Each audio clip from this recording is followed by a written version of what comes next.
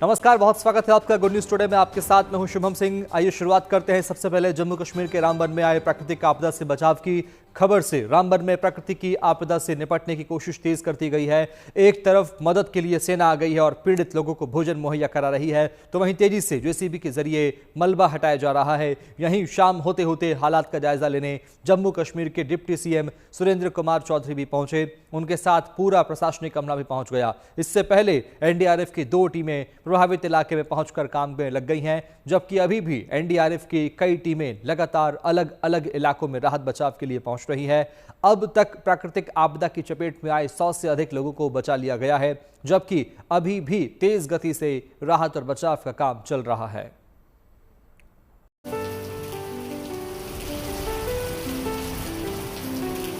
देश के पहाड़ी इलाकों में जोरदार बारिश और बर्फबारी से भले ही मौसम सुहाना हो गया हो, लेकिन जम्मू कश्मीर के रामबन में भारी बारिश आफत बनकर टूट पड़ी, जिससे पूरे इलाके में फ्लैश फ्लड से अफरा तफरी मच गई। कई घरों को नुकसान पहुंचा तो कई लोग अपने घरों में ही फंस गए। उन्हें बचाने के लिए लगातार रेस्क्यू ऑपरेशन चल रहा है। बाढ़ से 100 से ज्यादा घरों की हालत खराब हो गई है। अब तक 100 से ज्यादा लोगों को बचा लिया गया है, जबकि और लोगों के बचाने का काम चल रहा है। तो ये घटना हुई रात को 3 बजे। बारिश वगैरह आई, शोर शराबा हुआ। तो जैसे मैं होटल के नीचे उतरा, नीचे उतरा तो ऊपर से नीचे से पानी ऊपर की तरफ भर रहा था। और नीचे वाला जो स्टाफ था वो निकल गया हुआ था और हम लोग सारे फंस गए हुए थे। ये 3 फ्लोर होटल है। आप देख रहे हो कि ये आपको एक ही फ्लोर दिख रहा है, 2 फ्लोर नीचे दबा हुआ है। यहाँ पे बहुत सी गाड़ियाँ इस नाले के बीच में आ चुकी हैं और रात को बहुत ज़्यादा बारिश रात को हुई है। 3:30 बजे के बाद बहुत ज़्यादा हैवी बारिश 1.5 घंटे हुई। फिर थोड़ी सी बारिश शांत होने के बाद दोबारा इतनी ज़्यादा बारिश होती है जिससे आप बोली बाजार वाली मार्केट में आएंगे तो 20 से ज़्यादा दुकानें वहाँ पे टूटी हैं, घिर चुकी हैं। और इस वाले नाले की बात करेंगे जो शान पैलेस नाला है, आप देख सकते हैं मेरे सामने उस्मान होटल है, इनके 2 फ्लोर तक का नुकसान हो चुका है। भारी बारिश के कारण नाले में पानी बढ़ा और अचानक बाढ़ आ गई। ये पानी चिनाब पुल के पास धर्मकुंड गांव में घुस गया। गांव में पानी घुसने से पूरे इलाके में तबाही जैसे हालात हो गए।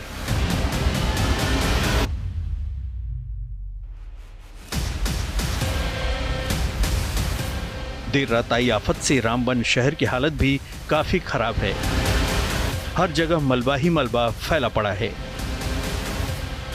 गाड़ियां रोड़े पत्थर से दब गई हैं, तो सड़क का नामो निशान तक नहीं है।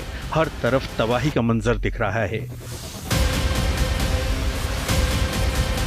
एनडीआरएफ की 2 टीमें रामबन पहुंच गई हैं, जिससे रेस्क्यू ऑपरेशन में तेजी आ गई है। रामबन में आए फ्लैश फ्लड से नेशनल हाईवे को भी नुकसान पहुंचा है।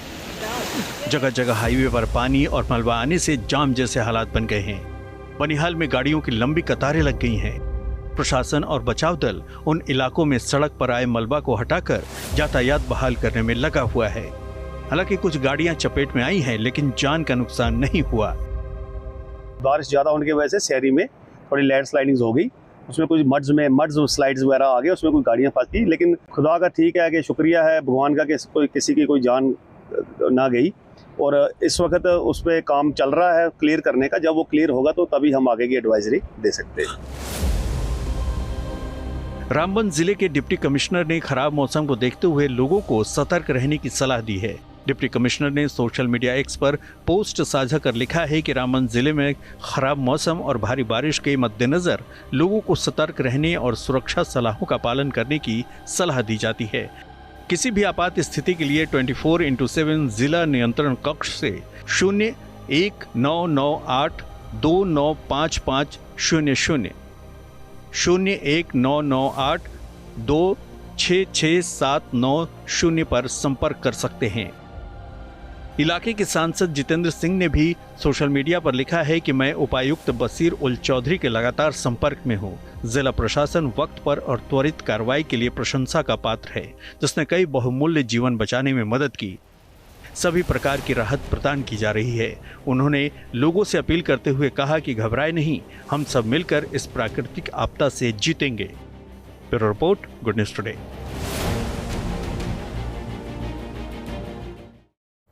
जम्मू कश्मीर के डिप्टी सीएम सुरेंद्र चौधरी भी रामबन पहुंच चुके हैं। उन्होंने हालात का जायजा लिया और रामबन के लोगों को कहा कि घबराने की आवश्यकता नहीं है, सरकार आपके साथ है।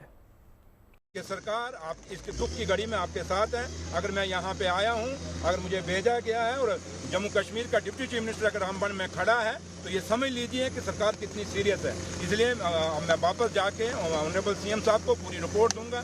उसके बाद जो डीसीज हैं इनसे भी रिपोर्ट ली जाएगी और जो भी लोगों का नुकसान हुआ है इस नुकसान को पूरा करने की कोशिश की जाएगी और आइंदा भी ये कोशिश की जाएगी कि जो चीज़ें, जो त्रुटियाँ हैं, जो रुकावटें हैं वो दूर की जाएँ ताकि लोगों को बार बार ये नुकसान ना सहना पे। एक तरफ बारिश की वजह से रामबन में लोगों के सामने मुश्किल हालात बन गए हैं, वहीं दूसरी ओर जम्मू कश्मीर के कई जिलों में मौसम सुहावना हो गया है। गर्मी के जल्दी आ जाने से जहां लोग परेशान थे, वहीं पश्चिमी विक्षोभ ने मौसम के मिजाज को पूरी तरह बदल कर रख दिया है। कहीं बारिश तो कहीं बर्फबारी से लोग सुखद एहसास महसूस कर रहे हैं।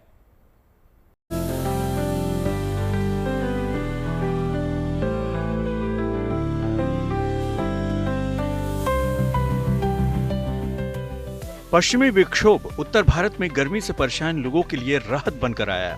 दिल्ली और आसपास के इलाकों में मौसम सुहाना तो हुआ, जम्मू कश्मीर से लेकर पहाड़ी राज्यों में बारिश और बर्फबारी से प्राकृतिक सुंदरता में इजाफा भी हुआ।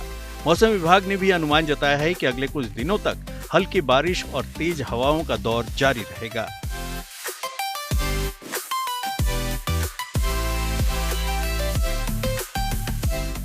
मौसम की मेहरबानी कहीं या बदलता मिजाज, मार्च खत्म होते होते सूरज की तपिश बढ़ी और अप्रैल में गर्मी ने ऐसे तेवर दिखाए कि कई इलाकों में पारा 40 के पार पहुंच गया और लोगों के पसीने छूटने लगे। लेकिन मौसम ने ऐसा रंग बदला कि हवाओं ने मौसम में ठंडक घोल दी और पहाड़ी इलाकों में एक बार फिर से ठंड का एहसास होने लगा।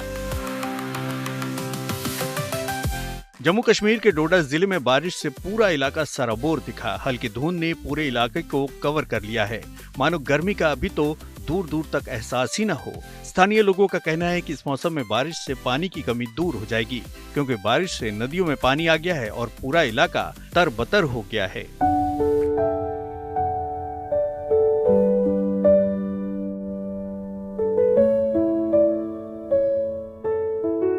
जम्मू कश्मीर का कुलगाम पर भी मौसम की मेहरबानी देखने को मिली। बर्फबारी से मौसम एकदम बदल गया और लोगों को यह एहसास होने लगा मानो एक बार फिर से जनवरी का महीना आ गया हो। सैलानियों की तो बल्ले बल्ले हो गई। लद्दाख का जंस्कार में तो कुदरत का करिश्मा देखने को मिला। पूरा इलाका सफेद हो गया, चारों तरफ बर्फ का पहरा और मकान से लेकर सड़क तक सभी ने बर्फ की चादर ओढ़ ली।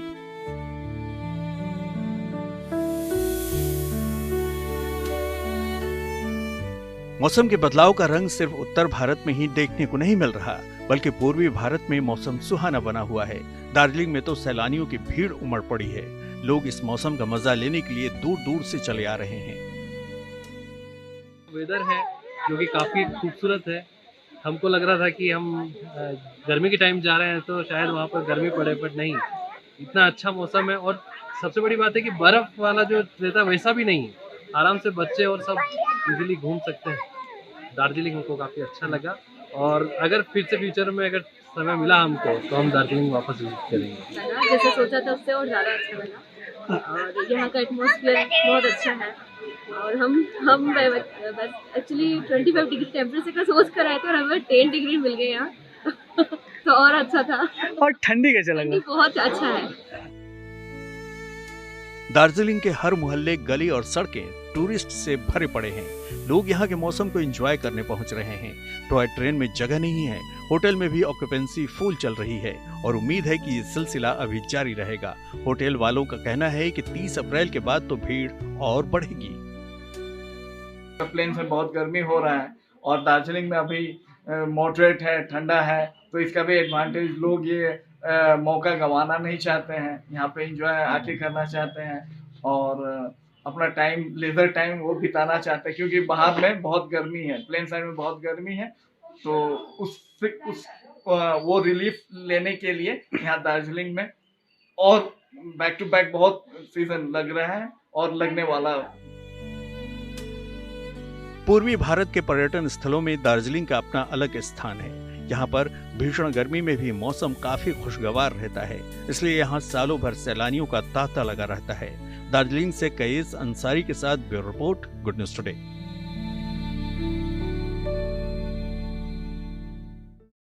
उत्तर भारत ही नहीं बल्कि पूर्वी भारत में भी मौसम के बदले मिजाज के चलते लोगों को राहत मिली है, जो अभी जारी है। ये हालात 2 से 3 दिन तक यूं ही बने रहने के आसार हैं, लेकिन उसके बाद गर्मी बढ़ने की आशंका मौसम विभाग ने जताई है। देखिए रिपोर्ट।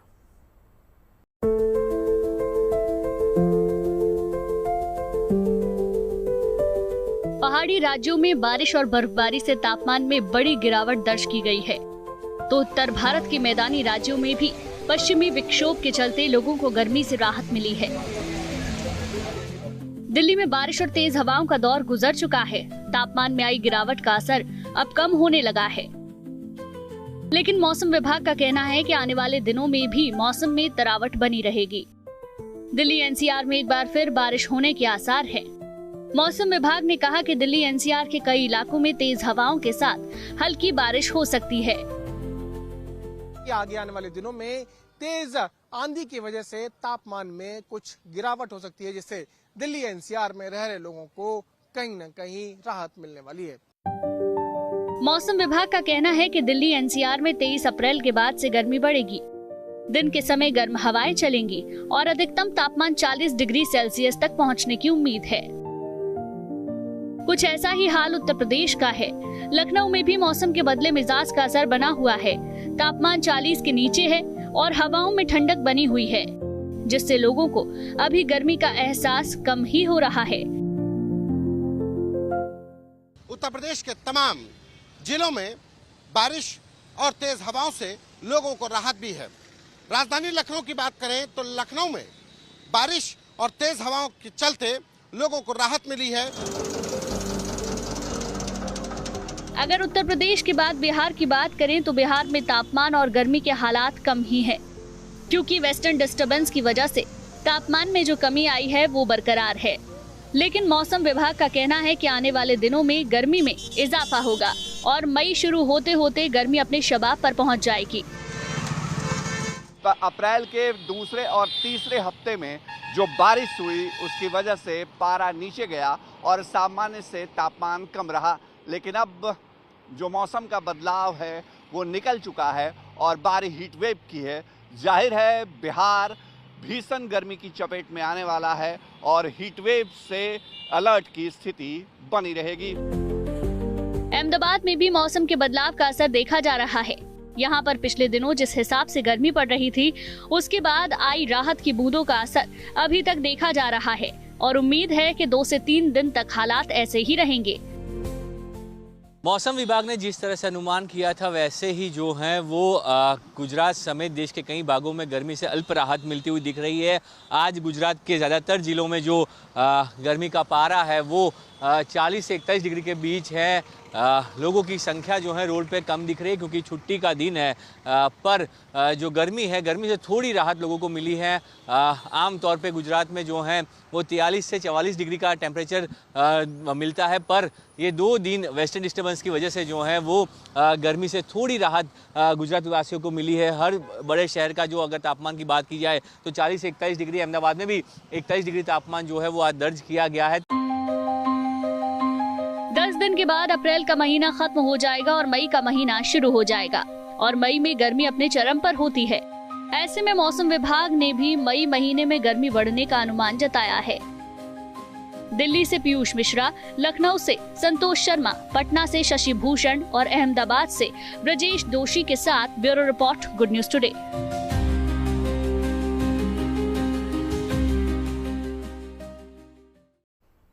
भारतीय सेना के पराक्रम और शौर्य का दुनिया में कोई जोड़ नहीं है। झारखंड की राजधानी रांची में वायुसेना की सूर्यकिरण टीम ने हैरतअंगेज करतबों से सभी को दीवाना बना दिया। वायुसेना की लड़ाकू विमानों की तेज आवाज के साथ पायलट्स की कुशलता देखते ही बन रही थी। सूर्यकिरण टीम 2 दिनों तक अपने पराक्रम का लोहा मनवाया, जिसके बाद उनके इस प्रदर्शन का समापन हो गया। अब बिहार की राजधानी पटना के आसमान में वो अपने शौर्य का प्रदर्शन करेंगे।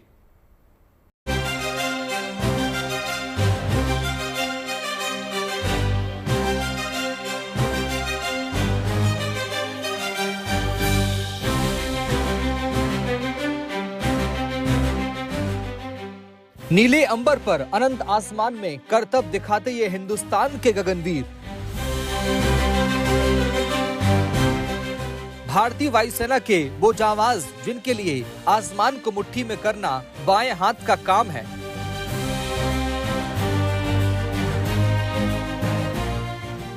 झारखंड की राजधानी रांची में पहली बार भारतीय वायुसेना की सूर्य किरण टीम ने जब अपना दमखम दिखाया तो वहां मौजूद लोगों ने दांतों तले उंगली दबा ली।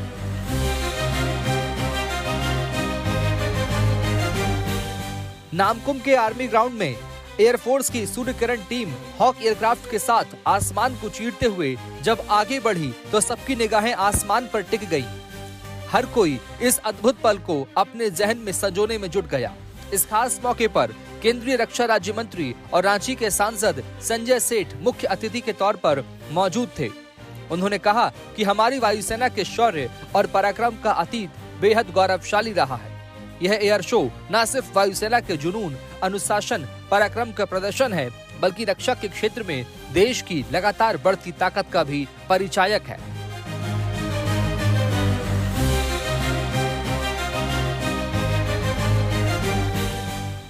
रांची के लोग इस अद्भुत, अद्वितीय और अलौकिक एयर शो को देखकर मंत्रमुग्ध हैं।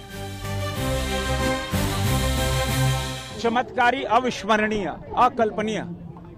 सबसे पहले मैं सैल्यूट करना चाहूंगा अपने सूर्य किरण के ऐसे जाबाज पायलट्स को, जिनका अद्भुत नजारा था, रोमांच था। अच्छा क्षेत्र इंडिजिनस हुआ है, निर्भर हुआ है, हमारी ताकत बढ़ी है।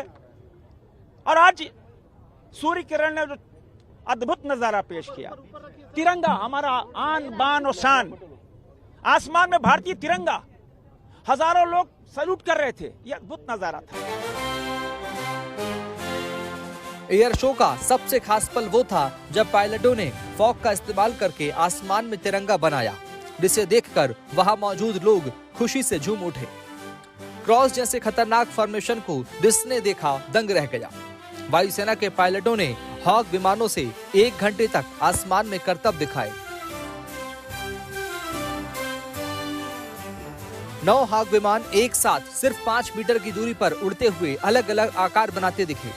रांची के खोजटोली मैदान में कल भी सूर्य किरण टीम के जवानों ने अनोखे अंदाज में अपने शौर्य का प्रदर्शन किया था। आज दूसरे दिन भी सूर्य किरण टीम का अद्भुत और अलौकिक करतब जारी रहा और इसका समापन भी हो गया। यह पहला मौका है जब एयरफोर्स की सूर्य किरण एरोबेटिक टीम ने रांची में इस इवेंट को अंजाम दिया। आसमान में भी जो नजारा था वो अद्भुत था और जैसे कि कल हमने आपसे वादा किया था कि आज कुछ अनोखा होगा, तो आपने देखा हम अपने वादे पे खरे उतरे। आज आपने देखा 9 फाइटर जेट्स को आसमान में उड़ान भरते हुए।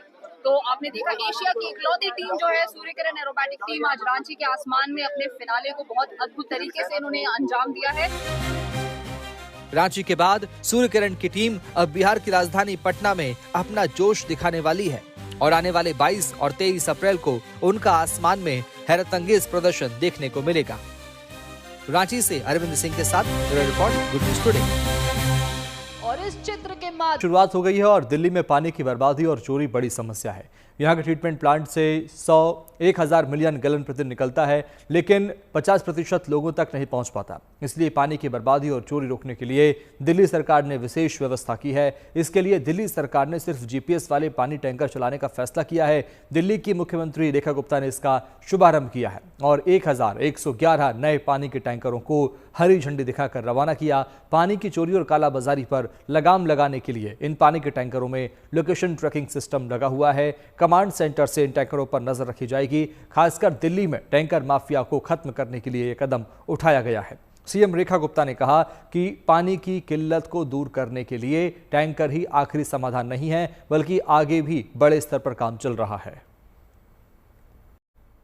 पहली बार रेलवे इंजन में टॉयलेट और एसी की सुविधा टाटानगर में यानी जमशेदपुर में शुरू कर दी गई है। शुरुआत 7 इंजन से की गई है, लेकिन ये सुविधा 1400 से ज्यादा इंजन में शुरू की जाएगी। ये जानकारी ईस्टर्न रेलवे के अधिकारियों ने दी है। उनका कहना है कि अब तक 1470 लोकोस में आधुनिक टॉयलेट लगाने की योजना है, जिसमें अब तक 7 लोकों में टॉयलेट लगा दी गई है। यह ईस्टर्न इंडिया का पहला रेलवे स्टेशन टाटानगर बना है। इससे काफ़ी चालकों को सुविधा होगी और उन्हें परेशानी का सामना नहीं करना पड़ेगा। पहले यह सुविधा गुड्स ट्रेन में दी जाएगी, उसके बाद एक्सप्रेस और मेल ट्रेनों का नंबर आएगा।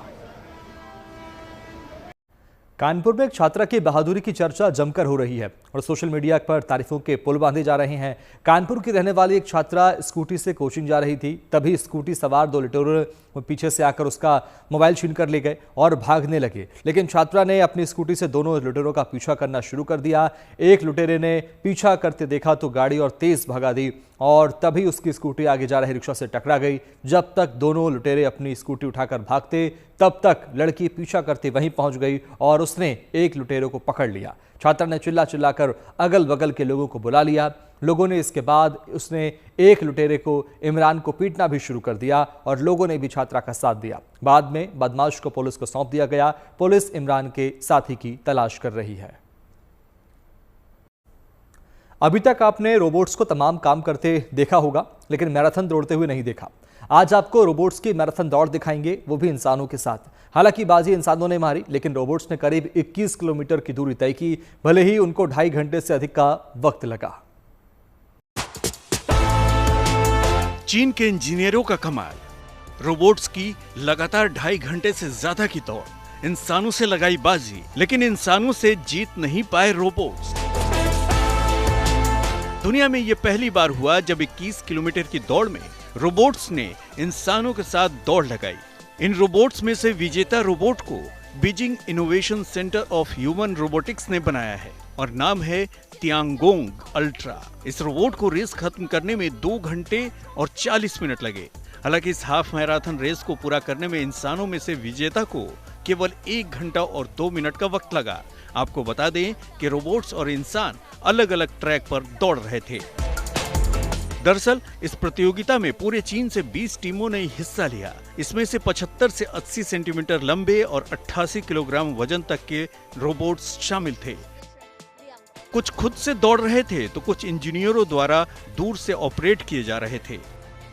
विशेषज्ञ इंसानों के साथ रोबोट्स की दौड़ को रोबोटिक्स इंडस्ट्री के लिए बड़ा बूस्ट मान रहे हैं, क्योंकि इतनी लंबी दूरी और करीब 2.25 घंटे तक लगातार दौड़ना एक बड़ी बात है, क्योंकि ये बैटरी, मोटर और स्ट्रक्चर के लिए उत्साहजनक माना जा रहा है। ऐसे प्रयोगों से रोबोटिक्स इंडस्ट्री को नए पंख लग सकते हैं। Bureau report, good news today. और उसी के साथ फिलहाल इतना ही। बाकी अच्छी खबरों के लिए आप देखते रहिए गुड न्यूज टुडे, क्योंकि अच्छी खबरों का सिलसिला यहाँ कभी नहीं थमता। नमस्कार।